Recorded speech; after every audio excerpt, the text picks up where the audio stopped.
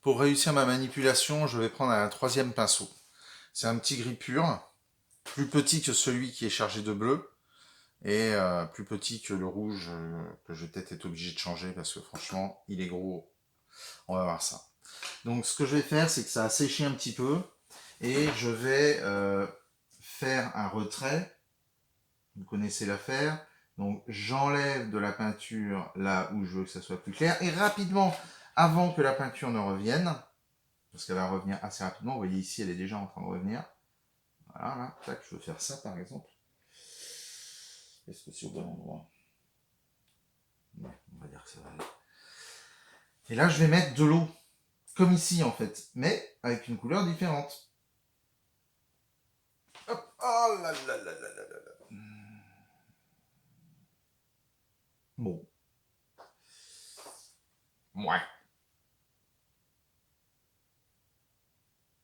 Vous voyez, comme ça, pour créer une lumière. Comme peut le faire Eva Kapinska ou des gens comme ça. Donc j'ai créé une réserve, une ouverture plutôt, pardon, et ensuite j'ai remis de l'eau avec du pigment. Peut-être que j'avais un peu trop d'eau et un peu trop de pigment, mais si je regarde sur le côté, je vois que c'est à peu près homogène. Par contre, en regardant sur le côté, je me rends compte qu'ici, je vais manquer de pigment et que je risque d'avoir une auréole. Donc ce que je fais, c'est que je remets, avant que ça soit trop sec, uniquement dans cette zone-là plus claire. Là où vous êtes, vous ne voyez pas l'humidité. Sinon, on ne verrait rien au tableau. Donc là, ce que je fais, c'est que je rajoute du pigment là où c'était plus clair. Avec le pigment, je rajoute de l'eau. Et donc, je tente d'éviter d'avoir une auréole. Là aussi, pareil. Et puis, même ici. C'est moins grave là, mais voilà. Je dis pas que je vais réussir mon coup, mais bon. Donc là, j'ai fait une ouverture avec du bleu. Bon, c'est peut-être un peu foncé, finalement. Peut-être que mon ouverture uniquement comme ça, avec du blanc, est peut-être plus efficace.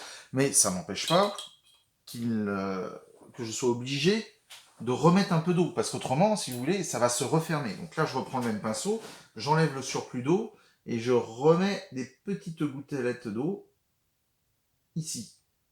Tac. Coucou. Donc je vais procéder de la même façon sur l'ensemble des zones qui sont là. Comme c'est assez long, je vais arrêter là, et puis je reprendrai quand j'aurai fait. À bientôt. J'ai donc mis du rouge sur cette partie-là, sur celle-ci qui correspond à ce canapé. Il ne faut pas qu'il rentre en interconnexion parce que j'arrive pas à maîtriser. On remarque aussi qu'il y a des petits granulés qui se font là autour. J'arrive pas à être précis, contrairement à ce que je pensais. C'est probablement dû au papier. Hein, vous voyez, ça bouge. Alors moi je bouge un peu évidemment, mais il y a quand même le papier qui fait des choses un petit peu bizarres. Ça donne des effets qui sont plutôt assez rigolos. Vous voyez, par exemple ici sur le visage, il y a du verre qui est rentré dedans. Bon, je me suis pas vu déborder, je me suis bien appliqué.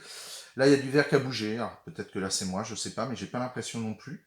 Donc, ici, j'ai posé, ça fait déjà 4-5 minutes que j'ai posé la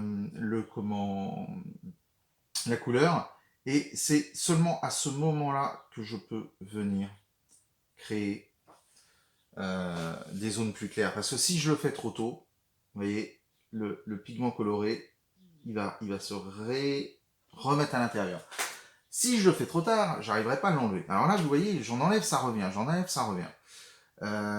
C'est toujours cette idée d'eau dont je vous ai parlé. C'est ça la grande difficulté de l'aquarelle quand on veut faire des zones de blanc comme ça. Alors surtout quand c'est tout petit, quand on est sur des grands formats, on peut peut-être faire différemment. Euh, mais là, quand c'est grand, je peux remettre de l'eau. Mais là, c'est tellement fin, tellement petit que si je remets de l'eau, je risque d'avoir, comme j'ai eu tout à l'heure, un gros pâté. Je vais perdre en précision. Bon, je vais essayer quand même. Hein. Alors, j'ai remis un petit peu d'eau. Très peu.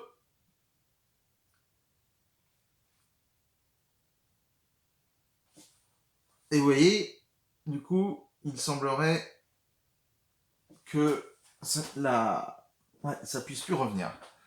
Voilà. Donc là, pareil. Alors, je vais essayer directement de mettre de l'eau. Tiens, on va voir. Je passe pas par l'étape retrait. On va voir ce que ça donne.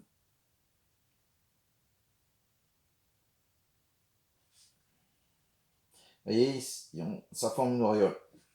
C'est pas beau. C'est très moche. Donc, voilà. Je vais avoir un gros pâté là.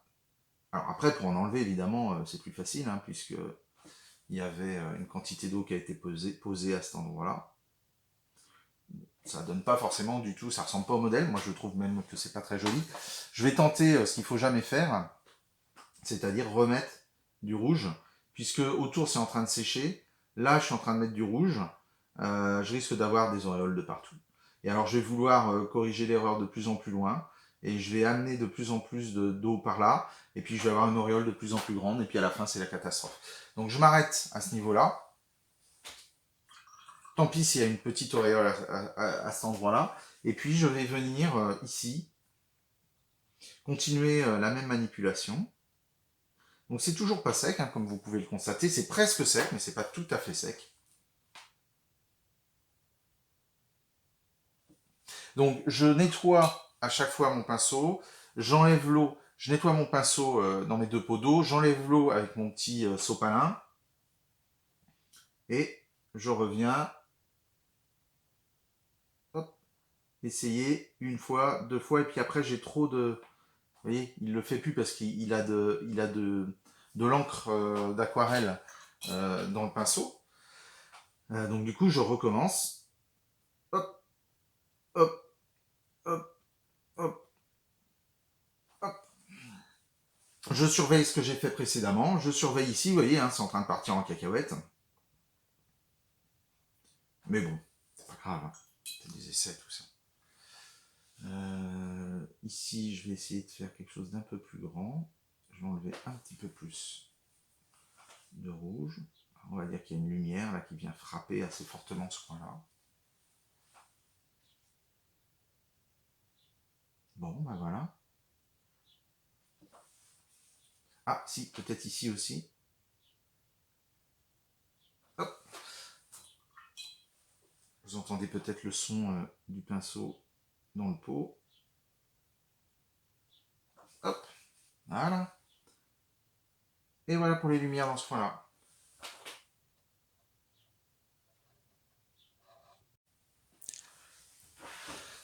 J'ai eu un peu plus de facilité pour faire ces ouvertures-là par rapport à celles-ci, parce que tout simplement elles étaient plus grandes. Par contre, vous voyez qu'il y a des différences de couleurs. Vous voyez également qu'il y a un grain qui est très important. Alors ce grain-là, il est plutôt joli. On dirait presque du cuir. C'est un grain qui est naturel, alors, qui est sans doute dû au pigment, mais pas que, hein. Il y a probablement aussi le papier, parce qu'on retrouve ici le grain là, qui apparaît à cet endroit. Donc, ça doit être un mélange entre le papier et le pigment. Je vais donc faire cette petite partie qui manque. Et ensuite, je vais attaquer les ombres dans les canapés. Il y a des alors pour faire les ombres, c'est pas compliqué. Je vais reprendre la même couleur et je vais la passer une deuxième fois. Cette couleur plus la même couleur, comme c'est par transparence, ça fait 1 plus 1, ça fait 2. Et donc c'est plus foncé. Voilà. Donc j'ai été obligé de refaire de la couleur. C'est pour ça que celle-là et celle-là sont pas les mêmes. J'en avais pas fait assez. Donc il est possible que ma couleur soit pas tout à fait la même. On dirait que c'est pas exactement pareil. Surtout qu'en séchant, en plus, elle change, elle évolue. Peut-être que je mette un petit peu plus de... Je vais faire un essai en même temps, là. Je rajoute un peu plus de marron dans mon pigment. Alors tout ça, il y a eu des attentes entre les différents éléments, hein, pour que ça sèche. C'était, une fois encore, je vous rappelle, pour des questions pratiques.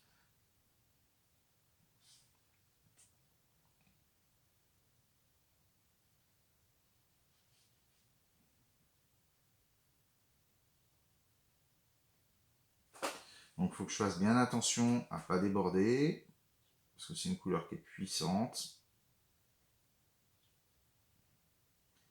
Donc si jamais je déborde sur les vêtements du personnage, eh bien on risque ensuite de ne pas pouvoir récupérer la couleur, qui risque de marquer trop fort.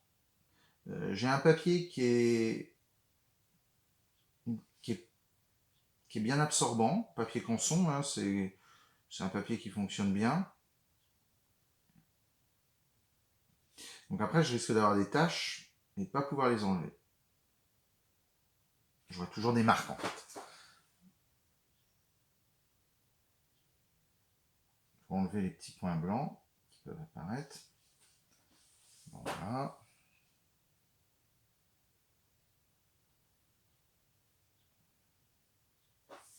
Ok. Donc maintenant, je vais venir faire à nouveau mes petites ouvertures comme tout à l'heure. Donc là, j'enlève, hop, et je vais mettre de l'eau propre tout de suite. Je vais quand même réessayer en mettant une petite quantité. Vous voyez, hop, ça ouvre quand même. Alors, pour ça, c'était bien. C'était juste ce qu'il fallait. Là, c'était trop grand, on l'a vu. Trop d'eau. C'est pas gérable. Alors que là, sur des zones encore intermédiaires, vous voyez, ça fonctionne bien. Enfin, moi, je trouve que ça fonctionne bien. Donc, un petit peu d'eau. Tac, hop, je tire. Hop, hop, hop, hop, j'enlève le surplus. Voilà. J'arrive à avoir une trace bien nette. Bon, il y a des petites auréoles qui peuvent se former, mais c'est pas forcément laid.